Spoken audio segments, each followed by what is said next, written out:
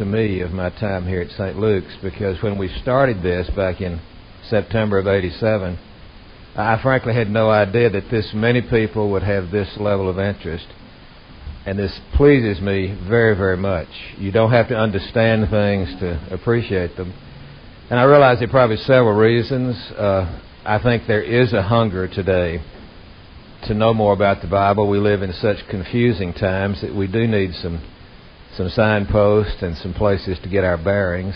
I'm also sure that when this is during the week has some positive effect. This is a very mobile congregation, and I haven't ever done a scientific poll, but I'm guessing more of our members are in town on Wednesday night than on weekends, and so perhaps this time is more available.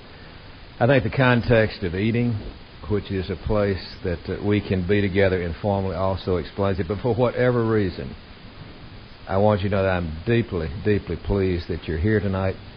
I want to echo what Russell Levinson has said, that tonight, for the first time, we have invited new members or people who are interested in thinking about joining St. Luke's to be our guest. And they're across the back, and I do want our members to be doubly hospitable. We're so pleased that you have chosen to come. We thought by introducing you to this part of our church's life, we might be doing something very, very important. But I really am delighted that each one of you are here. When I saw it raining about 5 o'clock, I said, "Dadgone, we've gone a month without any rain," and just when people are deciding whether to come or not. But I take it you're the hearty souls that maybe we're here to give thanks for the rain that we so badly need. At any rate, I'm very, very pleased that you're here. We don't take a great deal of time on Wednesday night to do announcements, but I do want to just say one thing about this coming Sunday. There's a critical shortage of blood in our community, and this Sunday the Red Cross will be in this very room setting up, and from 10:30 to 1:30 they will be here to anyone who can and is willing to give blood. It would greatly, greatly help our community. If you've ever been in an accident and had to have blood on an emergency basis, then you know how crucial this is. I always feel a little bit guilty making this announcement because back in 1970 I went on an archaeological seminar to all around the Mediterranean basin, and must have drunk some bad water because I came back and came down with hepatitis, and so they won't ever let me give blood. And I'm sorry about that, because I wish that I could, but that's simply one of the rules. But I'm not asking for myself. I'm asking for unnumbered people out there that need, so no greater generosity could be given than if you would consider doing that. I welcome you tonight, and delighted that our lives can touch for the next several minutes. And I always myself feel better if I rest my present, myself, and what is before me in the merciful hands of God. So I invite you to join me as we pray together. Holy God, holy and mighty, holy immortal one, you say in your book that you stand at the door and knock, and if any will open the door, you will come in and share with us. At this moment, we open the doors of this place and of our hearts. Would you step out of the wings and into the center of our beings? You know us better than we know ourselves, and you love us beyond all imagining. Therefore, fill my mouth with words of truth this night. May the ears and hearts of these people be open to your grace entering their being. And may the blessing that you want for every one of us become a reality as we sit in your presence and say, "Come, Lord Jesus, enter our hearts and give us of your grace." Into your hands we give these next moments of our lives. Through Christ our Lord. Amen. 9 Septembers ago, September 1987, I intentionally began adult Bible study here on Wednesday night by focusing on the parables of Jesus. I called it The Things He Said, the Parables of Jesus. And I did that because I felt that the parables were uniquely suited for that mission that Jesus came to accomplish upon earth. And I tried in that course of study to explain to people why I felt the parables was so appropriate to what it was that Jesus had come to do. Now, you have probably heard me again and again identify the mission of Jesus as something very clear and very specific. Jesus came for the purpose of reconciling the whole creation back to God. He came for the purpose of changing the way we understand God, the way we feel about God, and therefore the way that we relate to God. He came to create a sense of trust again between all the creation, and particularly the human part, and that incredible mystery that lies behind it all. In the Christian understanding of things, early in the saga of history, a terrible, terrible error entered the human consciousness. In the Genesis story, it is a serpent who is the one who was the bearer of this distortion. He is called the father of all lies. And what the serpent did was to say to the early human creatures, the mystery that lies behind it all is an exploitive tyrant. This one that has called you into being simply wants to use you in manipulative fashion. He wants to get something from you and doesn't care what happens to you in the process. And therefore, if you know what's good for you, you're going to have to defend yourself. You're going to have to separate yourself from that tyrant. You're going to have to take life into your own hands, and you're going to have to live by your own wits. A siege mentality is the only appropriate way to relate to the ultimate mystery. And tragedy of tragedies is that our human forebears accepted that distortion of the way it really is. And because they believed that they were under siege, because they believed that the power behind it all was an exploitive tyrant, then they took life into their own hands. They began to unmake the creation that God had so beautifully made, and destructive chaos was the result of the fear that had been planted in the hearts of our first forebears by this serpent who was the father of lies. Now, beginning with Abraham and building up to Jesus and now through the history of the church, God responded to that particular era. In today's parlance, we would call it damage control. That is, He tried to bring to the human beings the real truth about Himself. In other words, God, in an effort to take what had been the distortion of the serpent and to give human beings a true sense of that mystery that lies behind it all, He began with Abraham, Isaac, and Jacob in the history of Israel. And then in Jesus of Nazareth, He came to give us a clear picture of what God is like. And God is not the exploitive tyrant. God is not one who is trying to extract something from us. God is that bottomless fount of generosity whose joy was to share His joy with us. He created us so that we could know the fullness of what it is to be made in God's image. God created not to get something for God's self, but to give something of God's self. And it was to change that basic assumption, that most foundational image of what is the mystery like who stands behind the world, that Jesus came into the world. The serpent had sown fear in our forebear's heart, and fear always casts out love. And Jesus came to bring love again, that it might cast out fear and give us a way of relating trustingly to that everlasting goodness that is the reason for our existence. On that first night, I told a story 9 years ago. And I've told this story again and again because for me it's archetypal, but better than anything else, it illustrates for me what I think the human condition is and who Jesus is and what Jesus came to do. The story is about a merchant in the Midwest around the turn of this century who he and his wife had twin sons born, identical twins, mirror images of each other.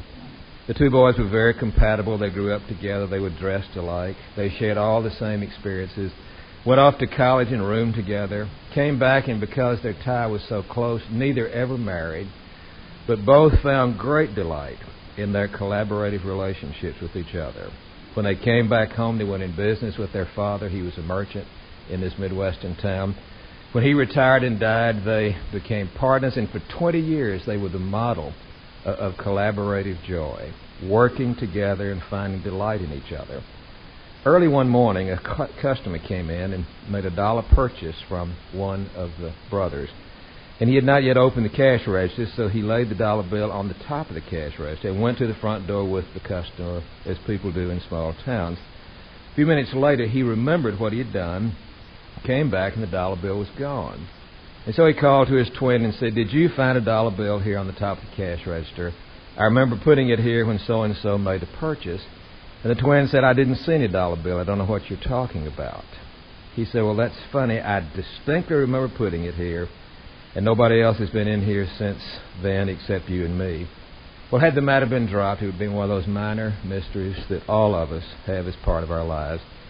But the first brother couldn't drop it, and an hour later, with a hint of suspicion in his voice, he said, "Are you sure you didn't do anything with that $1 bill?"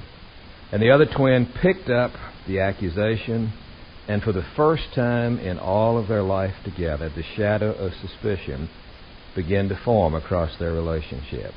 And the second twin answered angrily, "Are you accusing me of being dishonest?" And so they began to have more and more arguments, and the further they went, the worse it got. It finally got so bad that they had to dissolve their partnership. They ran a petition down the center of their father's store, and they became angry competitors against each other. What had once been a model of collaboration now became a running sore, with each twin going out trying to get people in the community to side with him against the brother.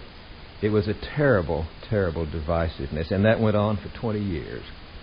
And then one day, a car with an out-of-state license pulled up in front of one of the stores. A well-dressed stranger got out and came in and asked the proprietor how long he'd been in business at that location. And when he said that "My father has been here, and I've been here for 60 years, he said, "Then you're the person with whom I need to settle an old debt." He said, 20 years ago, I was out of work, just riding the rails from town to town. He said, "I hadn't had anything to eat for 3 days. I happened to get off in your town, and I was walking down the alley back of your store, and I looked through the open door, and I saw a $1 bill on the cash register, and everybody else was in front of the store." He said, "I've never stolen anything in my life until then, but I couldn't resist the temptation. I was so hungry, and so I slipped in and stole the $1 bill and went and bought myself some breakfast. And I've come back knowing that I would never have any peace until I pay you back. I'm willing to return the $1 and whatever damages you think I owe you." And the well-dressed stranger was astonished that the man to whom he told the story began to sob uncontrollably. When he finally got control, he said, "Would you go with me next door and repeat the story you just told?" And so they walked around the petition and into the next door, and the stranger repeated the story, only this time there was not one old man, but 2 old men who looked wonderfully alike, both of them sobbing as if their hearts would break. To think, 20 years of recrimination, 20 years of unmaking not only their relationship but the whole community, and it had all been based on an erroneous assumption. Now, I use that as a symbol of what the serpent did to our human relationship to God. And I say to you that Jesus is the stranger, well-dressed, with the out-of-state license, who has come to tell us that we were wrong in our assumptions that we got from the serpent, and to give us an image of God that we can trust, that we can be at home with, yea, that we can, instead of being defensive and rebellious, we can relax into relationship with that kind of grace, and then we can begin to live our lives generously and with hospitality. We don't have to be afraid anymore. To the mystery of godness, the serpent gave a face, and on that face he put a scowl as if it were the exploitive tyrant. To the mystery of godness, Jesus gave a face, and on that face he put a smile, because it was the face of a heavenly parent. Behold what manner of love the Father has for you. That is what Jesus came into the world to do. And if we could ever ever shift the way we think about God, feel about God, and therefore relate to God, then we would be altered at the very core of our being. And that's what I mean to say that Jesus' mission was to let love cast out fear, and it was to reconcile us to the Father. Now, I said back 9 years ago that the parable was a unique instrument of getting this kind of reconciliation work done, because parables are stories that disarm people. They cease to be defensive when they get caught up in a story that they think is about somebody else. They lower their defenses. They become open. And then parables have a way of giving us surprising truth which we least expect. It's like a Trojan horse being rolled in, and then all of a sudden a truth we did not expect comes out to speak home to the depths of our hearts. And parables were a unique way of Jesus getting behind the fearfulness and defensiveness of the folk who had bought the serpent's distortion and showing them the true nature of God, and therefore restoring a sense of trust. And I call that series The Things He Said. What I want to do beginning tonight is to shift to another aspect of the life of Jesus as found in the Gospel. And I want us to focus on the things He did, namely the miracles that He performed during the time that He was upon earth. And what I want to say to you is that the miracle stories come out of the same intention as the parables. That this work of reconciliation, which is why Jesus came, is expressed as beautifully in the things He did as in the stories that He told. I'm going to be saying all through this series that the miracles that you find in the Gospels are expressions of that loving mystery that lies behind all creation. I'm going to try to point out to you that every miracle says that what the serpent implied about God is false, because these miracles are not done to get something for Jesus or to get something from God. They're acts of compassion. They are ways that the love of God reacts to a pitiful and sinful human race. The miracles that Jesus performed are of the same cloth as the stories that He told. They, too, are intent on reconciling us back to the way God really is. And if that could ever happen, we could cease to be afraid, and we could begin to live our lives in confidence and generosity and in gracefulness. The Gospels tell us that Jesus came doing three things. He came preaching, announcing that there was something new in what God was doing to try to redeem His people. He came teaching, which means He tried to explicate what it was that He was trying to convey. And He came healing. In other words, every one of these seminal things that Jesus did grew out of the single purpose. What God wants more than anything else is for you to let go the false image that all of us have inherited, and to see clearly into the heart of God and be astonished that the heart of the eternal is everlastingly kind and everlastingly merciful. Now, Morton Kelsey, an Anglican scholar who's really into quantifying things, has gone through the whole four Gospels, and he says of the 3,779 verses that you find in the Gospel, 727 of those verses describe healing miracles or describe events of wonder, things that happened that were out of the ordinary, that came into history because of Jesus. That is, a full 20% of the Gospel record, where we get all of our knowledge of Jesus, reflects the fact that miraculous healings, things that can't be explained in the usual normal or natural ways, things that are truly surprising, just like parables are surprising, that 20% of the Gospel record has to do with these things He did, the healing stories of Jesus. And that's what I want us to focus on for the 10 weeks of this fall, and then I'm going to continue this series 5 more times on into January. Now, before we can really look at the miracle stories of Jesus, I have got to acknowledge and I've got to face the fact that something has happened to us culturally in the 2,000 years since Jesus came to reconcile with the Father. There's no way of working with miracle stories that I know of, honestly, without facing clearly the modern attitude that we have come to have toward everything that I would describe as miraculous. For the first 1,600 years after Jesus came to reconcile us, human beings had a profound sense of mystery about this world in which they found themselves. They had this sense that they were housed in a creation that was utterly mysterious and wonderful and beyond their understanding. And therefore the miracle stories did not produce intellectual problems for them. In fact, if anything, miracle stories simply confirmed the fact that something wonderful and loving had happened through Jesus of Nazareth. For 1,600 years, the miracle stories were the pride and joy of those who told the gospel story. But then, in around 1600, or you could argue it, there began to be a new way of doing, particularly in our Western world. It came at a time when people were beginning to be freed to think for themselves individually. They began to use their minds in new and fresh ways.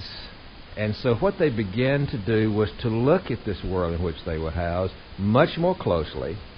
They began to observe it and began to write down the things that they observed. This happened, this happened, this happened. I did this and this occurred. I did that and this occurred. And what developed is what we know today as the scientific approach to reality, which is I'm an objective observer. I sit down before fact like a little child. I look at the things that are happening, and I begin to try to understand, and I begin to try to master, as it were, this universe in which I find myself. And tremendous, tremendous progress has come to all of us because of that way of doing life. In a sense, it was a coming of age of the human race. It was moving from childhood into what you might call our adolescence. And what they discovered as they began to be much more objective in the way they observed and recorded is that this is an incredibly orderly universe. That we don't get up every morning to sheer chaos. The sun does come up every morning in the east, and after its arc across, it does descend in the west. There is so much regularity, there is so much order. And as people studied it carefully, they became amazed at the way the things of natural life have such regularity. And then something very, very sad happened. What had started out as simply observing what was going on became arrogant, and human beings began to say, we can predict exactly what's going to happen. We can find laws, as it were, that control the things that are happening.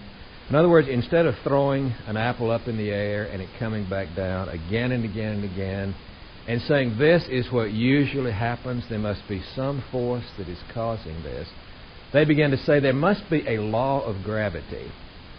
And so what happened was the universe ceased to be a place of mystery and became a machine that human beings thought we can figure out all of the laws that operate this cosmos. And by figuring them out, we can learn how to manipulate them and use them to get the kind of results that we want. And what happened was that a sense of mystery began to dissipate. Men became arrogant, women became arrogant in thinking that they could know everything about the universe. And pretty soon, in what is called Newtonian physics, or the Newtonian way of looking at the world as a vast machine, is that there was no mystery anymore. They thought everything they would finally discover works according to orderly patterns that we finite minds could figure out. And so mystery disappeared, the universe was looked on as a machine, and the whole realm of the miraculous was ruled out. They said miracles are impossible. Miracles are simply the extravagant enthusiasm of primitive people. There are ironclad laws that cause things to happen as they do, and nothing can transcend those. The laws are everything. What started out as a description of what usually happens became regarded as a law that makes things happen. And there's a vast difference between that. A law is simply a statistical average. I mean, the description is just a statistical average of what usually happens. A law suggests that it is the cause of what is happening. And so as a result, a modern mood has developed that says miracles are impossible. Miracles cannot happen.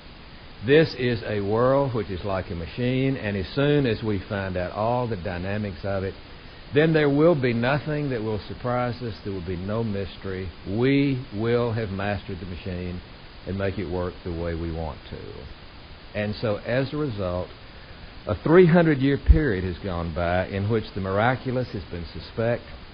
And as a good example of what happens when you adopt that vision of reality, Thomas Jefferson, who was himself a deist, that means he thought this world was created by God, but then it was turned loose just like a watchmaker makes a watch and then lets it run on its own principles. He had this idea that God had created the world but then cut it loose. So Jefferson went through and excised the 727 verses that had any reference whatsoever to the miraculous.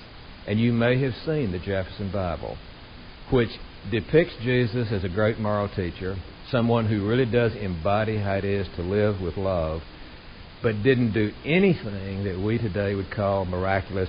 And all of the stories that comprise 20% of the gospel record are simply pushed aside out of a sense of prejudice. In the 20th century, something as significant as the emergence of the Enlightenment began to happen. What it really consisted of was that the arrogance that had characterized the beginning of science began to give way to a more realistic kind of humility. A sense of mystery was discovered once again, and with it, the corresponding sense that we humans do know some things, but we don't know everything. That this universe is more mysterious than we can possibly fathom or control. And interestingly enough, it was a Jewish European named Albert Einstein who, with his theory of relativity, began to say that Newtonian model of the reality as machine is really not an accurate description of the way reality actually exists. What Einstein realized was that everything is what it is in relationship to everything else. And his more profound discovery was that freedom is built into the very core of reality, that every level, human, animal, inanimate, and even down to the subatomic structures, every element, every level of reality has freedom. And therefore, though there continues to be this incredible orderliness that we stand in awe of, there is also now the term called indeterminacy, which means that as everything acts in freedom, and when I act a certain way and you are affected by it, and then you have freedom as to how you're going to act, it's just like touching one of these hanging mobiles. If I touch one part, every other part is going to be affected. And now, the kind of view of reality that modern physics has, much more in line with a living organism that is free to respond and that you can't absolutely predict. That is the dominant theory in the field of physics today. The whole quantum dynamics understanding that there is motion and dynamism at every level of reality. What has come back is a sense of mystery, a recognition that there is more to reality than our five senses can perceive, and that everything, even the subatomic strings, have a measure of freedom. They can do this or they can do that, and that things are what they are in relation to everything else. And so what that has done is to reopen for us the possibility that the miraculous can in fact occur. What has happened is that now there is a much greater willingness to admit that there is much in life that we cannot anticipate. And so what has come, I think, at least in the last half of the 20th century, is a new openness to the way that reality is mysterious, and that God, as well as everything else in creation, has freedom, and therefore God is not the prisoner of rules that He Himself made. God has not locked Himself out of this universe and can no longer do anything about it. But the truth is, miracles are not contrary to the laws of nature. Remember now, a law is simply the statistical description of what usually happens.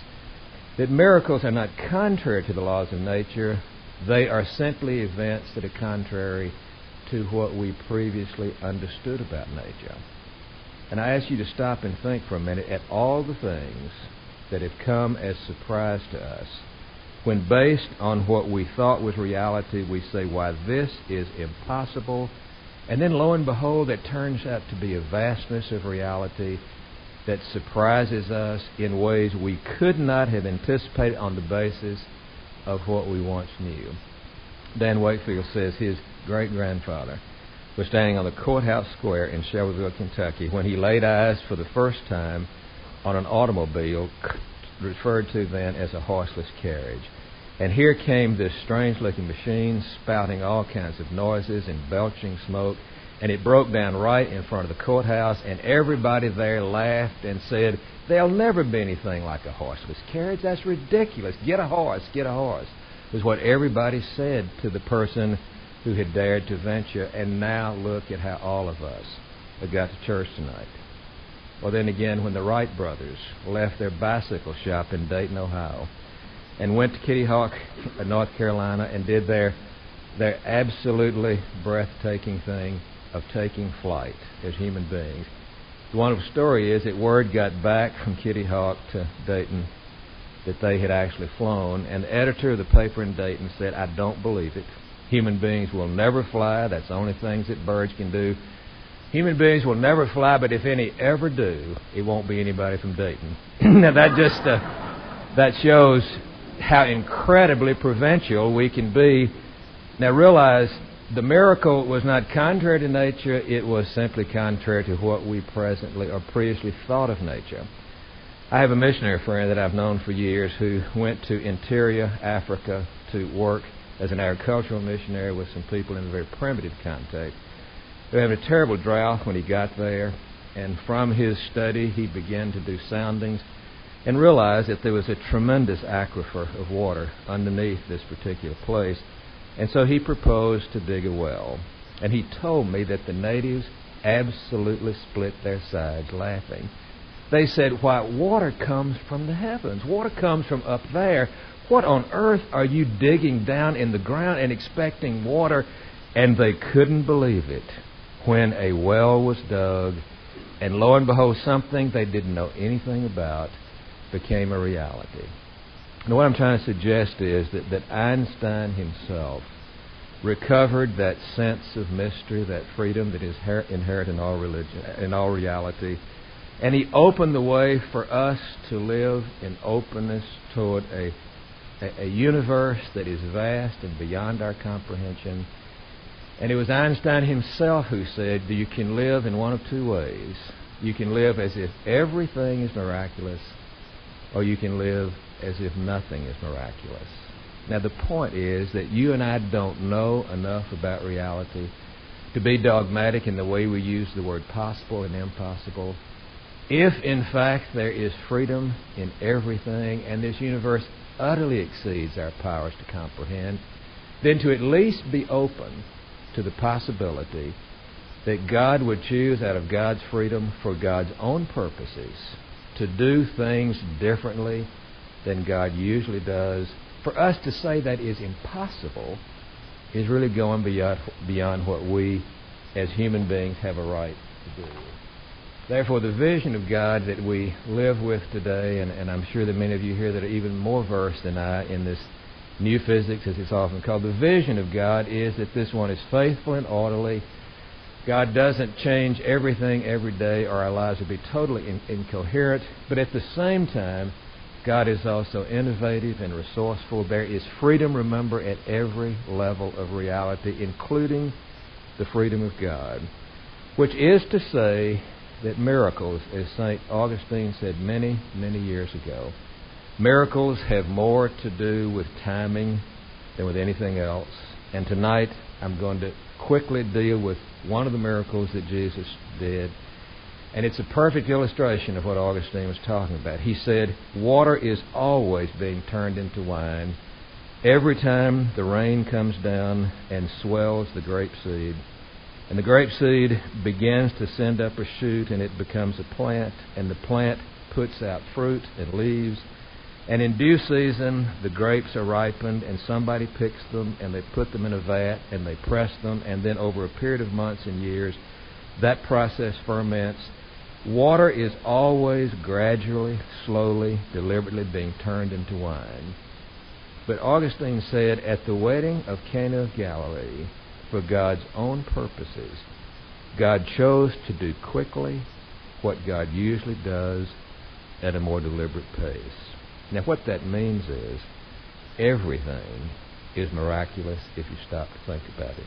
That anything stands out of nothingness and exists. That anything in this world has life and being. You can't explain that in terms of just simple natural causes. Everything is miraculous, and therefore how quickly or how deliberately is not nearly as awesome as the fact that the generous one wanted us to share his kind of life, and therefore everything came into existence that we could know God's joy. If we could ever see the smile that is on the face of the eternal, we could trust again, and we could spend our lives finding joy and giving joy. We could spend our lives being generous and helpful and collaborative, and we could let go the fear that sense of God with a scowl has driven so deeply, deeply into our hearts. Therefore, what I'm proposing for the next 10 weeks this fall and then 5 weeks on into January is that we look at some of these miracle stories, and if you can get access to the page that is on the table there, you don't have to have one. I'll tell you what it is. There are actually 72 miracle stories in the four Gospels. That is 72 different accounts. However, many of these are repetitious of each other. There are 41 separate events that we would call miraculous. And what I'm proposing to do is to kind of take a progression. I'm going to take 15 of these stories, 15 out of the 41. The first 5 are going to be mastery over nature. Tonight I want to talk for a few minutes about turning water into wine. The next 5 are going to be healing of the body, organic things where Jesus actually, for purposes of his own, as expressions of love, mind you, where bodies that had been fractured, bodies that had been diseased were made whole. And then in January, I want to take 2 stories where Jesus heals distortions in the mind and spirit. Mental illness is the hardest to get at and the hardest to cure, but there are stories of Jesus actually doing that. And then I want to take 3 stories where Jesus actually raised people from the dead, which means I'm going to start with what the generous one does with just the natural universe and move through our bodies and minds until finally we see that this love that really wants us to know joy is more powerful even than death. And this one who can create the things that are out of the things that don't exist, also because he really does love us, can also bring dead things back to life again. Now, I need to reiterate that the miracle stories that we're going to be talking about are rooted in mystery. If you don't have the humility that is willing to admit that there are things beyond what you can understand, then you'll always be arguing with these stories. Mystery is the matrix out of which this understanding of reality grows. And that mystery applies to the fact that there are many times when we want a miraculous solution to some problem that we have, that it doesn't come in the way that we want.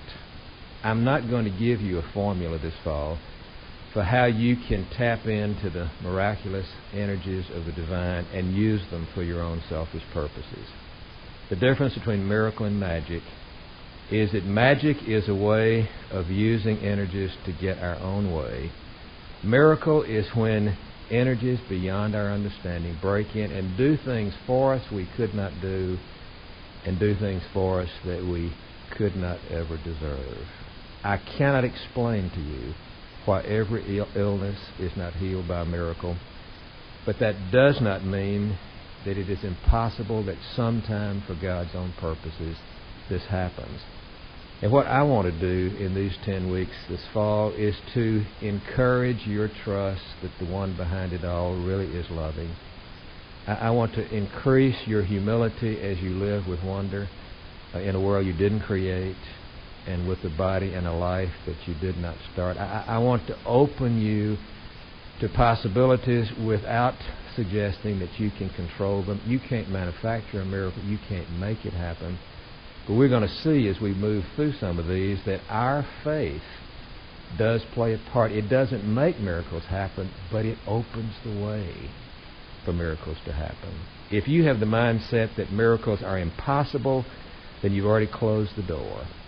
But if you will live in openness that the one who wants to bless us knows how to spell good in ways beyond our understanding, then even when we don't get the kind of solution that we want to our problem, we still trust that the heart of the eternal is wonderfully kind.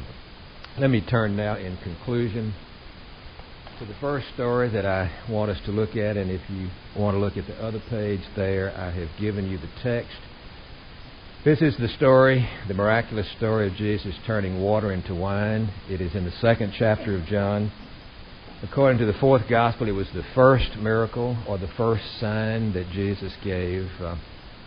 You've heard the old saying, you don't get a second chance at a first impression. Well, the first impression that Jesus made according to John's Gospel is this story that I want to tell you, and it illustrates beautifully what I've tried to say tonight, and that is that miracles come out of that same desire to show us the Father's love as did the parables of Jesus. Now, one of the interesting things about this is that it's done in a tiny village and in a very ordinary, commonplace setting.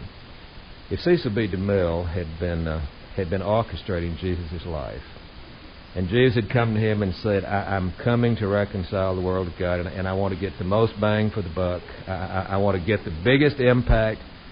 DeMille would have said, well, okay, now your first miracle should either be in a leper colony, and let's put out a lot of advance notice and get everybody there, or even better, let's do it in Jerusalem when all the pilgrims have come back to the Passover. Let's have the most people, and let's give it the most hype, and let's get everybody in so that you will really become famous the minute you did this. If Cecil B. DeMille had been orchestrating it, it would have been one thing. I want you to see that miracles are not done to get something for Jesus or to get something from God, for God. They are done out of that compassion that what happens to us makes a difference to God.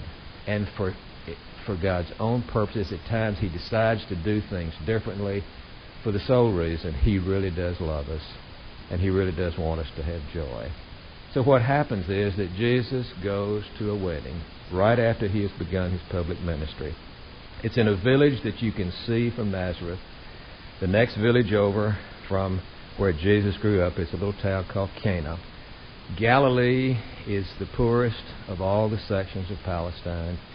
It would be the sand mountain, and I don't mean to say anything against that for those of you who are from it, but it was looked at as the bumpkin place, the hillbilly section of Palestine.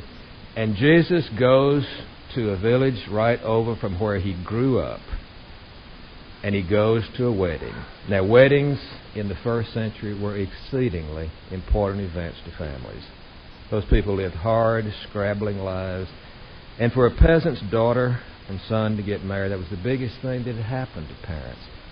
And weddings took place in that culture on Wednesday. They would usually gather the community together in the morning, and the wedding ceremony itself would take place at the synagogue around noon, and then there would be open house and celebration, usually at the house of the bridegroom's father, and there would be food and drink for everybody. It was one of the few chances they had to relax. And then as the sun was going down, they would light their torches and they would march a procession through the street, and they would escort the bride and groom to the home that they were going to occupy. And then they would go back to the father's house to do more drinking and feasting.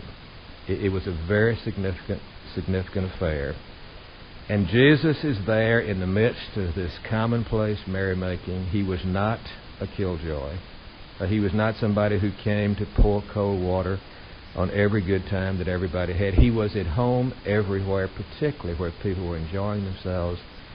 And so in the middle of the afternoon, his mother comes to him with this terrible word that they're running out of wine, which would have been a terrible embarrassment to the families that were putting on this wedding.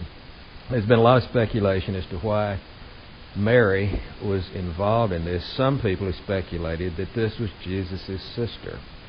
You know, the Gospels say that he had other brothers and sisters born after he was, and that Mary is concerned for her future in-laws, and so she's trying to help them out of a spot.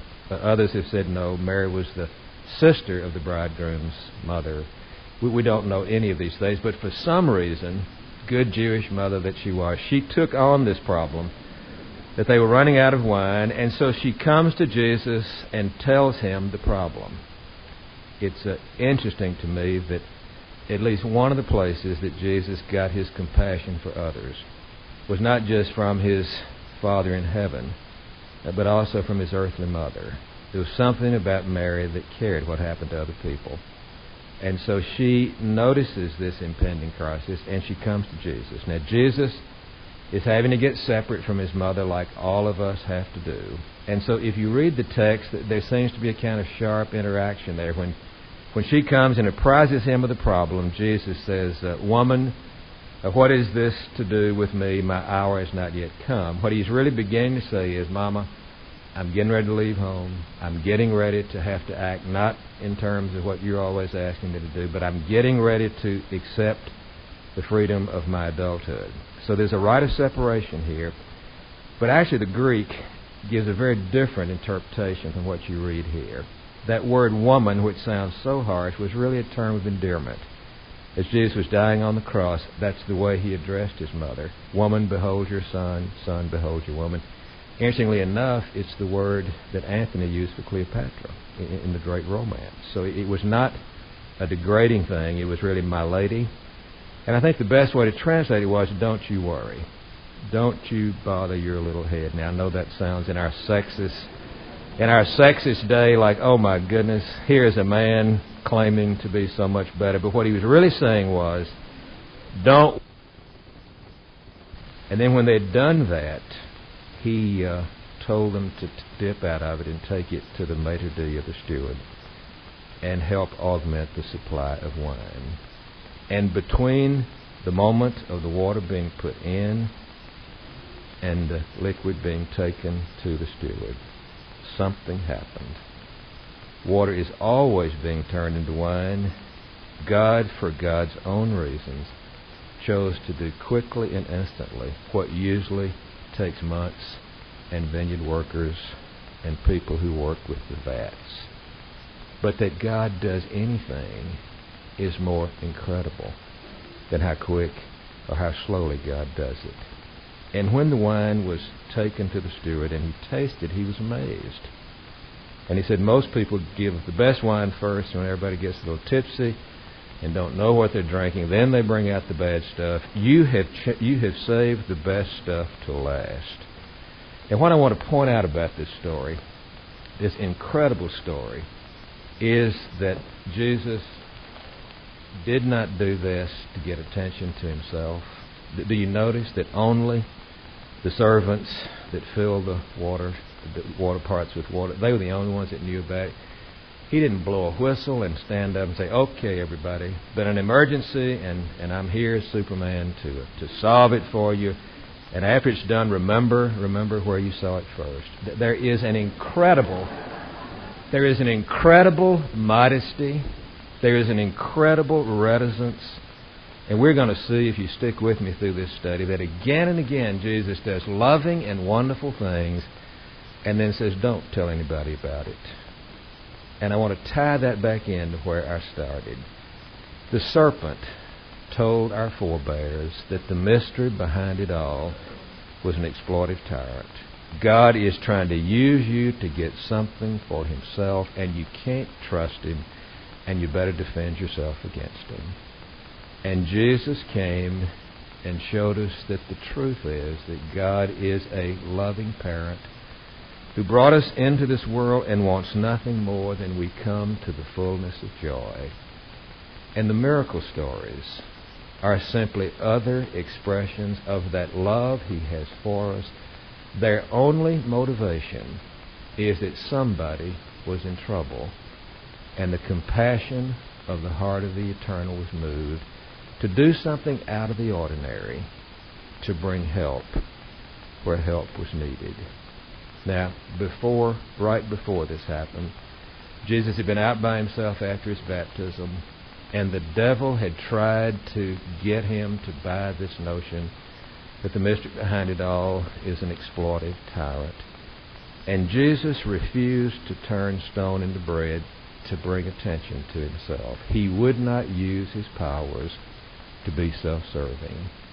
But the one who would not turn stones into bread for himself was willing to turn water into wine to help a poor, humble peasant from being embarrassed. And what that means is that back of it all is incredible kindness. God wills you good. He wanted you to be. He called you out of nothing. And it is His heart's desire that you will eventually come to know His kind of joy, that you'll be grateful for your existence, that you'll do things that will bring you delight, that you will bless other people by the things that you do. God wants you to enter into God's kind of life. And if you and I could just believe it, if we would trust the way God is and the way God wants us to do our lives, we would experience incredible joy. The miracles are yet another way of Jesus trying to get us to see the way it really is and begin to live accordingly.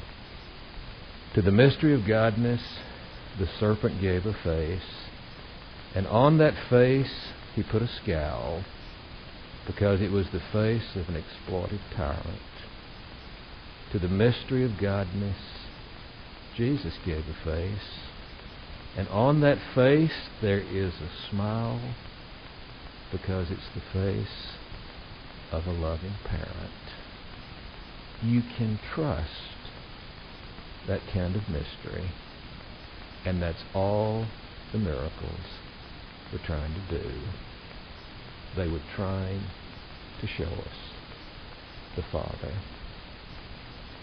I don't know which is more amazing, the power of God to create this world, or the love of God that wants to do us good. Both are towering miracles.